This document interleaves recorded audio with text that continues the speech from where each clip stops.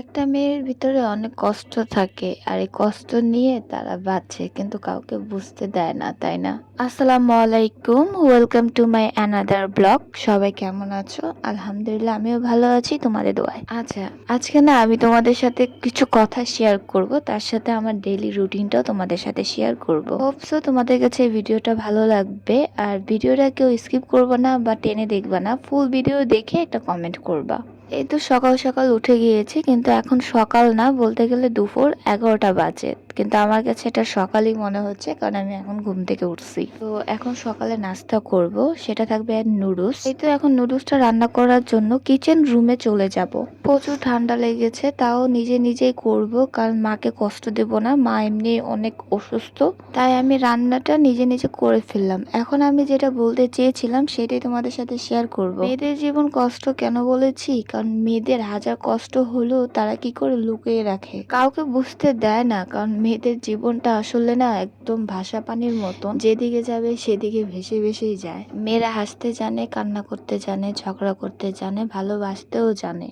কিন্তু জানেন, বেশিরভাগ মেয়েরাই ঠকে, বিনা কারণে বিনা দোষে মেয়েরাই ঠকে। দেখবেন আপনি যে মানুষটার জন্য সারা জীবন দিয়ে দিচ্ছেন, নিজের না খেয়ে সবকিছু করতেছেন, তারপরে দিন শেষে আপনাকেই খারাপ বলবে, আপনার উপরে এমন এমন দোষ চাপিয়ে দিবে, এমন এমন কথা বলবে, আপনাকে সবার সামনে খারাপ বানাবে, আপনার নামে বদনাম বলবে, আপনার নামে খারাপ কথা বলবে, যার জন্য নাকি আপনি এত কিছু করেছেন, দিন শেষে সে আপনাকে খারাপ বলে চলে যাবে। ভালোবাসা ভালো, কিন্তু অতিরিক্ত কোনো জিনিসই ভালো না, যেটা যে কোনো জিনিসই হোক। নিজে থেকে বেশি কাউকে ভালোবাসবেন না, নিজেকে ভালোবাসতে হবে, নিজেকে আগে বুঝতে হবে, নিজেকে কেয়ার করতে হবে।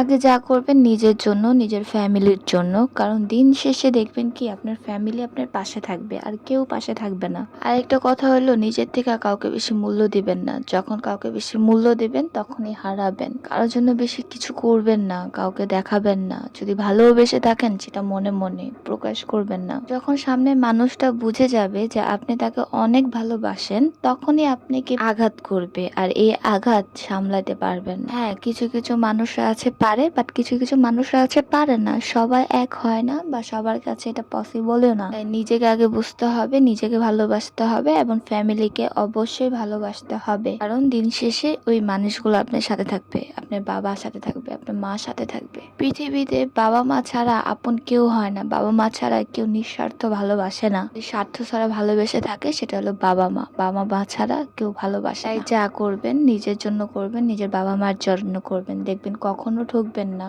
এটার ভালো একটা রেজাল্ট আসবে। অবশ্যই বাবার কথা শুনবেন, বাবা কখনো খারাপ বুদ্ধি দিবে না, বাবা কখনো খারাপ পথে যেতে দিবে না। তাই বাবা যা বলবে সেটাই করবেন, বাবা মা যেটা বলবে সেটাই করে যাবেন, ইনশাল্লাহ আপনার সাথে কোনো খারাপ কিছু হবে না। যাই হোক, এটার কথা মানে হচ্ছে এমনি মন খারাপ ছিল, ভালো লাগছিল না, তাই একটু ভাবলাম যে আপনাদের সাথে কিছু কথা শেয়ার করি।